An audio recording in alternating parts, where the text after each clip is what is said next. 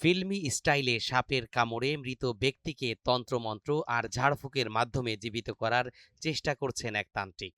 ঘটনাটি টাঙ্গাইলের সখীপুরে। সাপের কামড়ে মারা যাওয়া এক নারীকে দাফনের 2 দিন পর জীবিত করতে পারবেন এমন দাবি করে কবরের পাশেই ঝাড়ফুঁক শুরু করেছেন ওই ওঝা।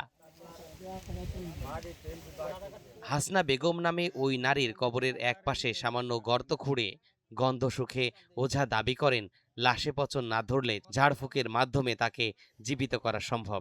15 আগস্ট শনিবার উপজেলার চতলবাইদ গ্রামে এ ঘটনা ঘটে। কবরের পাশে ওঝার ঝাড়ফুঁক ও গন্ধ শোকার একাধিক ভিডিও সামাজিক যোগাযোগ মাধ্যমে ছড়িয়ে পড়লে এলাকায় কৌতূহল ও চাঞ্চল্য তৈরি হয়। ওই ওঝার নাম গাজী মিয়া। তার বাড়ি বাসাইল উপজেলার কল্যাণপুর গ্রামে।